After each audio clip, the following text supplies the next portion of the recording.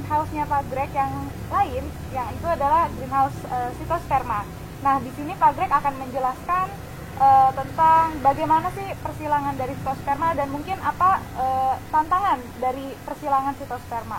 Nah, Pak Greg, bagaimana Pak kalau bisa Bapak gambarkan bagaimana sih tantangan yang ada di Cytosperma, Pak? Nah, baik. Udah itu tantangan yang ada di Cytosperma satu pada saat awal kan kita tidak memiliki di sini boleh katakan materialnya, sama seperti kita akan memasak misalnya sayur capcay katakan. Sayur capcay itu namanya capcay 10 sayur. Nah, kalau kemudian kita cuma 3 sayur 4 sayur itu kan sebetulnya bukan capcay. Nah, cap itu 10 sayur, jadi kita kan harus cari 10 sayur untuk betul-betul bisa dapatkan masakan yang namanya capcay itu. Nah, tapi kan sekarang kita tahu sendiri untuk dapatkan 10 sayur susah, jadi kemudian ya sudah seadanya saja. Nah, ini juga dengan kemudian bahan yang kita akan gunakan untuk program persilangan. Kan kita harus cari ke di sini katakan Indonesia Timur, ke hutan-hutan yang ada di Papua, Papua Timur, Papua Barat sudah itu kan. Nah, jadi itu di sini yang dulunya Irian Jaya. Nah, itu dari situ kemudian kita lihat bahwa tidak mudah untuk carinya juga. Tidak seperti kita pergi ke toko sayur, ke warung sayur atau ke pasar. Kita kan tidak tahu tempat tanaman ini tumbuh. Jadi kita harus di sini menjelajah saja. Dan kemudian itu kita di sini katakan seperti orang mata keranjang. Jadi kemana-mana mata ini lihat ada apa saja yang kemudian itu menarik yang kita bisa dapatkan. Terutama dalam arti targetnya kan tanaman Cytosperma. Nah, dari situ kemudian tuh mulailah kita, oh ada di daerah ini ada yang ini, dari sini ada yang ini, dari sini, tepi sungai, dalam hutan dan sebagainya. Jadi kemudian tuh dengan begitu kita dapatkan material dasar. Nah, material dasar ini boleh katakan tuh kan banyak durinya, bentuk daunnya kurang begitu bagus, kemudian itu juga warna bunga juga terbatas dan sebagainya. Nah, melalui proses yang namanya persilangan, kita munculkanlah variasi yang akhirnya membuat kita ini punya bahan dasar untuk mulai program yang nantinya tuh melibatkan sekian banyak tanaman yang memiliki corak yang indah-indah yang berlainan. Dan dari sini nanti akan dihasilkan tanaman-tanaman yang jauh lebih unik lagi. Dan kita mesti tahu juga di sini bagaimana proses persilangan itu bisa dilakukan supaya lebih baik hasilnya. Jadi kita harus pelajari juga struktur pembungaannya. Yang pertama kalau kita mau memasuki program persilangan, kita harus tahu dulu struktur pembungaan dari kemudian itu tanaman yang akan kita garap. Ya seperti di Cytosperma, Calathea, kemudian itu tanaman-tanaman yang lain-lain, kalau tanaman buah pisang, misalnya apel, mangga dan sebagainya. Nah, termasuk juga tadi apa sih arti dari Cytosperma? Cytosperma itu dari bahasa kemudian itu di sini boleh katakan Latin atau Greek itu yang Cyrtos itu artinya tuh ini melengkung. Ya. Sperma bijinya tuh memang melengkung jadi di situ ada lengkungan, jadi memang kita bisa lihat jadi itu seperti roda yang kecil gitu, ada yang kemudian itu bergerigi dan sebagainya. Sini menyilang Cytosperma ini kan sudah dimulai secara intens tahun 93. Jadi ini bukan program kemudian itu baru kemarin sore, ini sudah program yang kemudian itu kita sudah coba gali potensinya dari awal-awal tahun 90-an.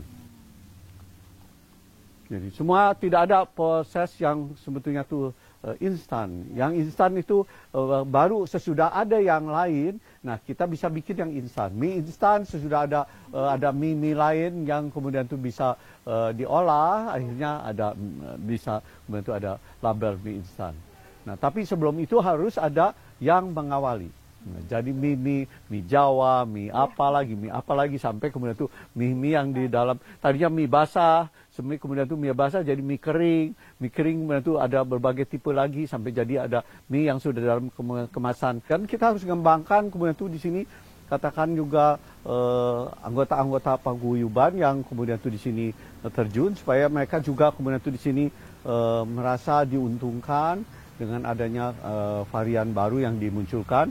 Dan itu membuat mereka nanti juga bisa kemudian itu bisa berkembang usahanya dan itu nanti pada akhirnya membuat kegiatan hortikultura bisa berkembang dan lebih semarak lagi karena mereka memiliki di sini boleh katakan dana yang cukup untuk kemudian itu mencari atau membantu pencarian kemudian itu varian-varian baru juga kemudian itu juga di sini membantu kemudian itu bagaimana supaya boleh katakan masyarakat jadi lebih kemudian itu baik lagi ekonominya, karena kan kalau mereka berkembang, pengusahanya berkembang, di sini banyak memiliki dana, kan kemudian itu juga otomatis kesejahteraan dari pegawai-pegawai mereka, kemudian itu juga anaknya, itu kan bisa lebih terjamin. Dan secara keseluruhan nanti itu membuat rakyat Indonesia juga katakan lebih berminat untuk kemudian itu terjun ke bidang hortikultura atau pertanian secara umum. Sirtosperma itu kan tanaman yang aslinya sebetulnya keragamannya paling tinggi itu di daerah negara kita di bagian timur. Secara khusus di daerah kemudian itu di sini Papua yang namanya dulu Irian Jaya atau Irian Barat. Dan kemudian itu meskipun kemudian sebetulnya tanaman ini juga dijumpai di Papua Nugini. Jadi secara keseluruhan tanaman Sirtosperma ini sebenarnya asli untuk pulau yang dalam bahasa internasional dikenal sebagai New Guinea atau Nova Guinea kalau itu di dalam bahasa katakan Latinnya. Jadi New Guinea atau Guinea baru, Guinea baru. Nah, apakah Sirtosperma ini termasuk aroid, Pak? Sirtosperma adalah kemudian itu di sini masuk ke dalam Araceae atau aroid secara umum, ya. Jadi itu di sini kan aroid sendiri kan terdiri dari aneka ragam tanaman yang memiliki kekhasan di sini struktur bunganya. Nah, itu kan. Apa yang Bapak sedang kembangkan di Sirtosperma ini, Pak? Nah, kita mau mengembangkan di sini Sirtosperma yang memiliki keindahan dari berbagai segi. Jadi itu kalau kemudian kita di sini katakan analisis, tanaman ini memiliki keanekaragaman yang tinggi dalam pola tangkai daun. Nah, seperti kita lihat dari yang hijau biasa, seperti yang kemudian itu bercorak seperti di sini ular, ya, seperti belang-belang ular. Nah, seperti kita lihat di belakang ini, kemudian itu kan di depan sini, kemudian itu yang coraknya seperti itu, ya. Jadi kemudian itu corak batangnya dan kemudian itu yang pada awalnya tuh dipenuhi duri.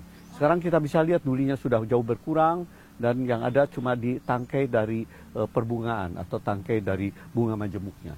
Nah, sudah itu kan elemen lain selain tadi keindahan, kemudian itu di sini corak, juga kemudian itu di sini boleh katakan tuh positioning atau jadi maksudnya letak dari kemudian itu tangkai daunnya ini. Ada yang kemudian menyamping pertumbuhannya, jadi kita menjadi satu sama lain membentuk sudut yang lebar. Ada yang kemudian itu tegak. Jadi kita bisa lihat di sini. Udah itu kan. Nah, ini yang tipe yang kemudian itu boleh katakan tangkai daunnya tegak seperti yang ini juga, ya. Nah, kemudian itu ada tipe yang tadi daunnya menyamping. Bayangkan tadinya ini tanaman ini dipenuhi duri, sekarang kan durinya sudah berkurang. Dan ini tipe yang kemudian sosok yang kecil. Ada juga di sini. Jadi selain kemudian itu tadi di sini tangkainya yang kemudian itu di sini mencorak, tapi juga ada tangkai yang pendek yang membuatkan tanamannya jadi kerdil, mini. Ada juga yang tangkainya panjang sekali membuat tanaman itu jadi tanaman yang berperawakan jangkung. Tadi kita bisa lihat di sini. Ini salah satu indukan dari tanaman-tanaman kami di sini yang punya corak menarik.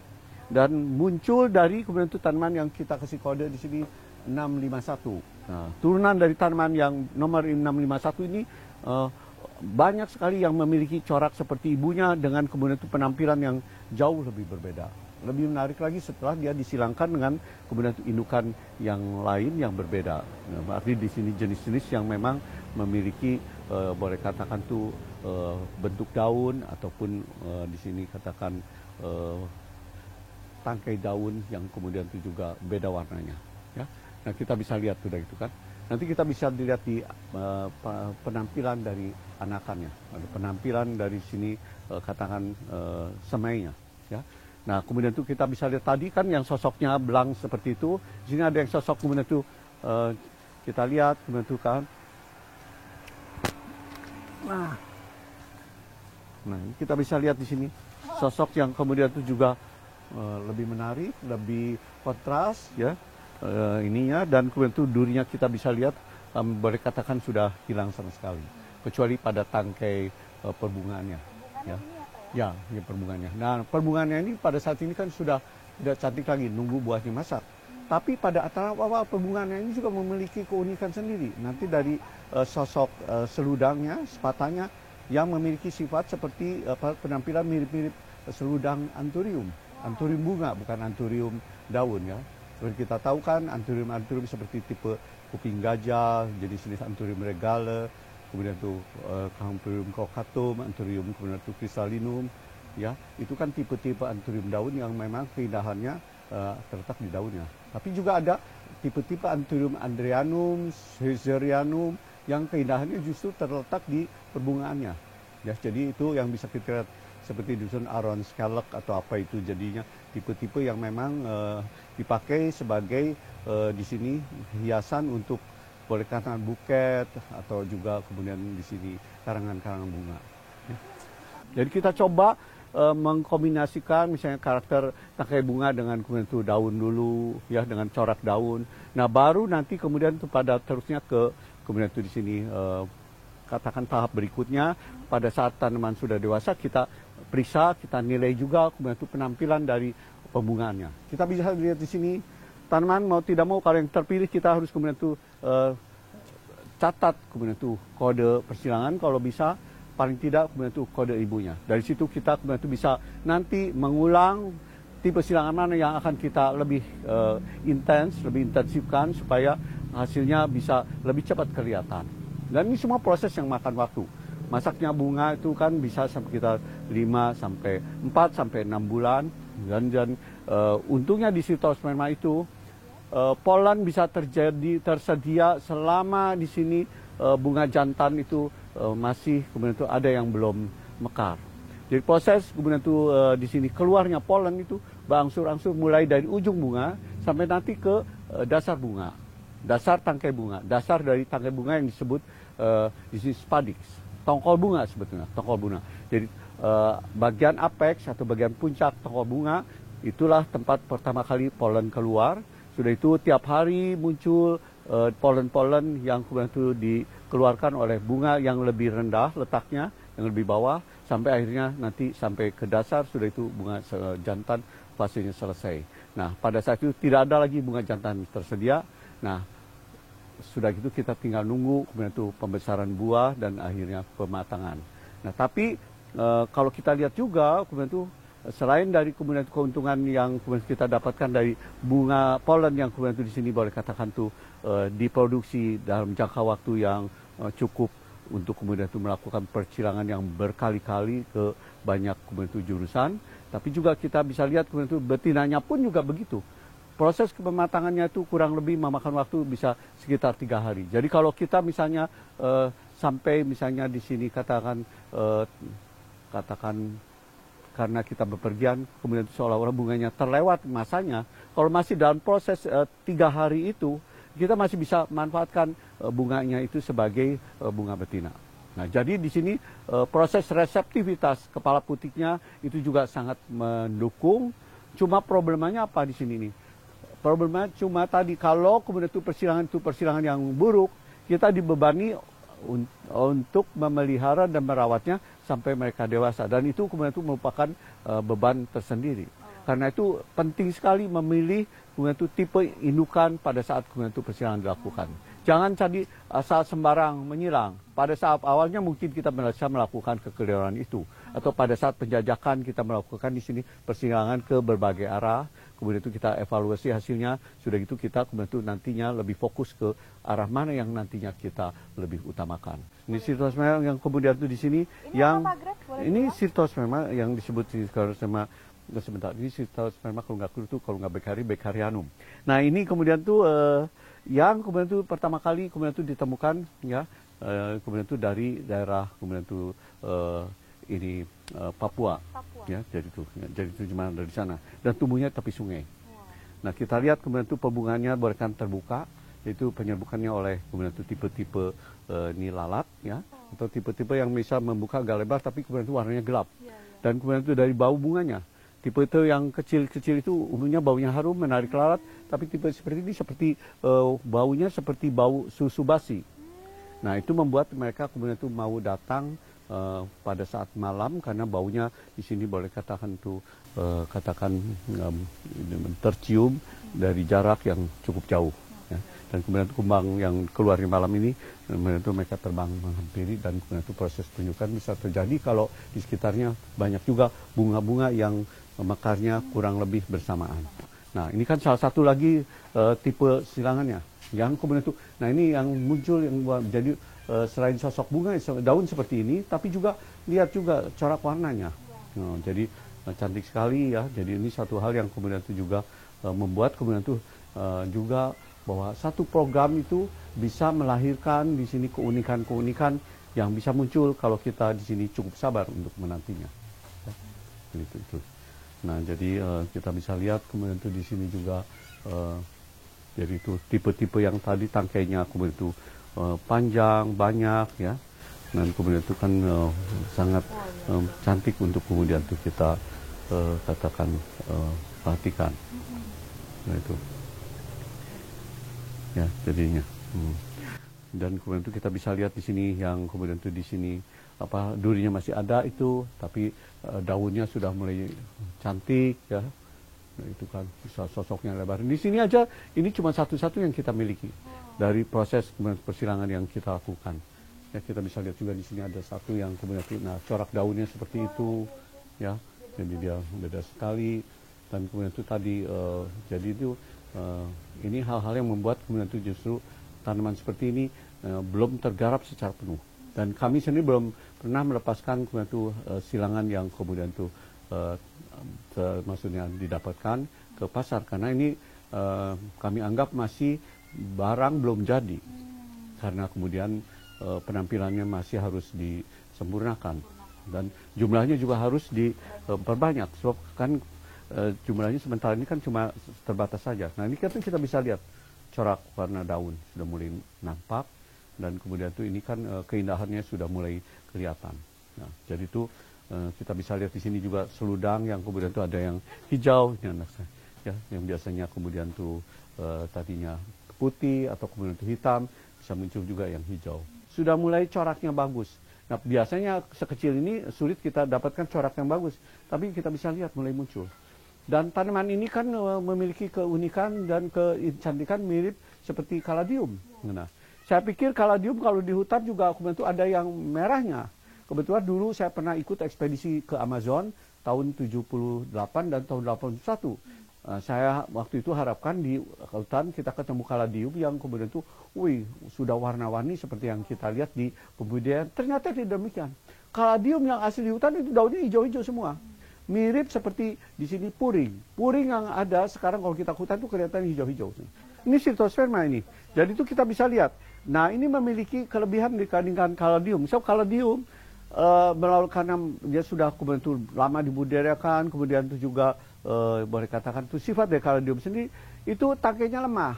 Ya, kalau ini di Cytosperma itu banyak yang memiliki di sini tangkai yang kemudian itu di sini memiliki selulosa yang tinggi sehingga jadi bisa mengeras. Dan kemudian itu jadi tidak perlu misalnya di sini diganjal atau ditopang supaya daunnya bisa tegak dan kemudian tidak katakan menjuntai. Nah, ini salah satu kebaikan dari kemudian itu kelebihan dari Cytosperma. Dan lagi Cytosperma tidak memiliki dormansi. Kalau kaladium satu saat dia akan dorman, sudah dorman itu kebun sepertinya kosong tidak ada apa-apanya atau pot nanti seperti tidak ada tanamannya. Akhirnya pada saat kita bongkar-bongkaran tanaman itu bisa terbuang karena kemudian itu pada saat tidur dia tidak kelihatan daunnya, dipikir oleh yang memelihara itu tanaman sudah mati atau potnya sudah menjadi karena potnya sudah kosong. Padahal kebetulan pot itu masih ada isinya berupa umbi yang terbenam di dalam tanah. Nah, tapi dengan kemudian itu Cytosperma hal itu tidak akan terjadi. Karena Cytosperma tidak akan kemudian itu di sini dorman karena dia selalu menumbuhkan daun baru dari waktu ke waktu.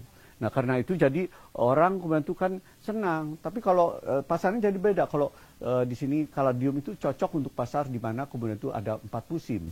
Jadi pada saat musim semu, daunnya itu keluar dengan warna-warni itu seperti jadi itu kebun yang banyak kaladiumnya jadi seperti taman bunga.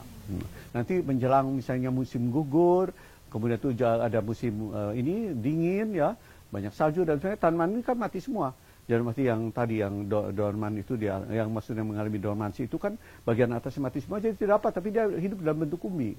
Nanti jadi kalau musim semi datang lagi mereka bermunculan lagi. Jadi itu pasarnya di sana jadi tetap bisa berkembang di dalam 4 musim itu. Tapi kalau Cytosperma tidak mungkin kemudian itu sulit dikembangkan di sana karena misalnya pada saat kemudian itu musim gugur atau musim semi musim ini dingin daun masih ada, jadi tanaman itu bisa saya mati. Jadi sebenarnya tanaman ini lebih cocok untuk daerah tropik atau di tempat yang ada 4 musim, tapi mereka memiliki fasilitas rumah kaca atau greenhouse, sehingga tanaman ini masih bisa dipertahankan hidup di sana. Nah, kita bisa lihat jadi itu di sini anakan-anakannya. Syrtosperma itu bijinya banyak. Karena itu tadi salah menyirang, kita bisa dapatkan hasil yang menyulitkan kita untuk kemudian di sini menanamnya karena terlalu banyak kan. Jadi itu terlalu melimpah, hasilnya jelek buat apa. Nah, tapi di pihak lain kalau kita ketemu yang bagus, jadi itu kita bisa dapatkan keanekaragaman yang lebih lebar lagi karena tadi jumlah biji yang banyak, setiap biji bisa menghasilkan tanaman yang unik-unik. Nah, itulah yang kemudian itu juga merupakan sisi positif dari kemudian itu di sini banyak anak. Banyak anak bisa bermasalah, kita harus kemudian di sini menyediakan di sini boleh katakan makanan untuk di sini perkembangan mereka. Bisa kita juga harus menyediakan di sini katakan pendidikan supaya mereka jadi manusia yang otaknya tumbuh dan berkembang, bukan cuma ototnya saja, sehingga mereka tadi bisa jadi boleh katakan berprofesi sebagai pemikir. Bayangkan ini sudah sangat jadi itu potensial sekali untuk kemudian itu dibesarkan karena tadi seedlingnya saja sudah kelihatan.